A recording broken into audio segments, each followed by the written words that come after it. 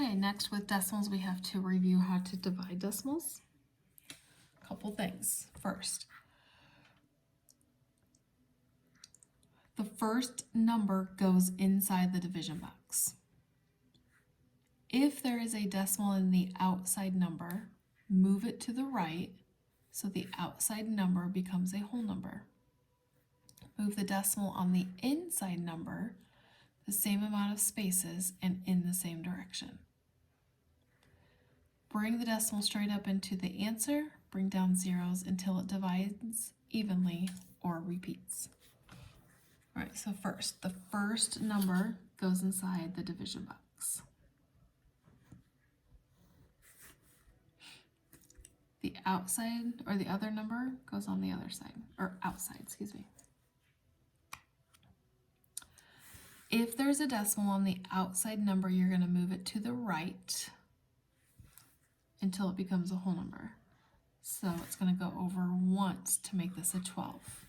So if the outside number goes over, the outside decimal goes over once, then the inside decimal also goes over once.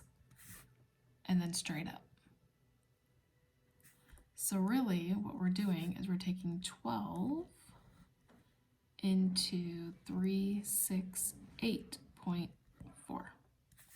Because once the decimal was moved, now we have our whole number. Because you can't divide by a decimal, the outside number has to be a whole number. So if you're changing it, the value of the outside number, you can change the inside number the same exact way by moving your decimal in the same spot. Okay, so 12 can't go into 3, but 12 can go into 36 3 times, because 12 times 3 is 36.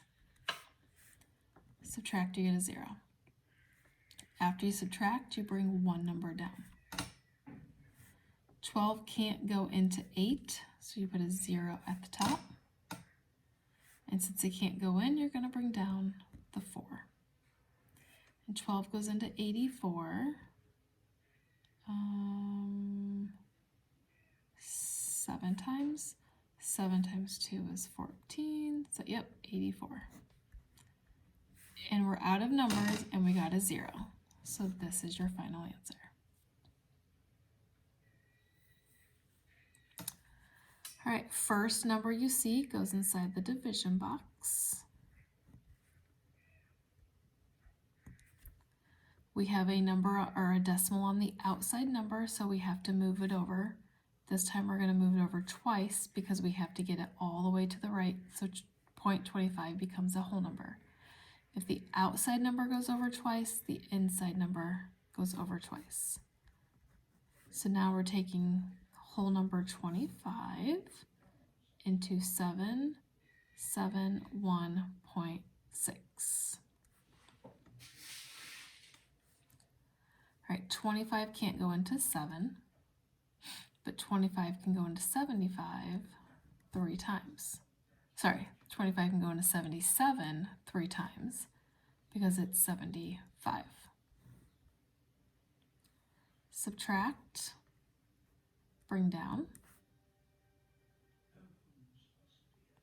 This one works out kind of like this one, where 25 can't go into 21 because 21 is not big enough. So put a 0. Bring down your 6. 25 into 216. Let's try 9 times. I get 45, 18, 19, 20, 21, 22 is too much. 25 times 8 is 200. That's low enough, so we'll go 8. Subtract, we get 16. Now, I'm out of numbers, but I still have a remainder. When you're working with decimals, we don't put the R anymore. We drop another 0 down. So now I need 25 into 160. Well, 25, I know. Let's do 6. 30, 12, 13, 14, 15. So we'll go 6, which is 150. Subtract. I get off the page here. Subtract, you get 10, you have a remainder, so that means you have to drop another 0. 25 into 100 is 4 times. 25 times 4 is 100.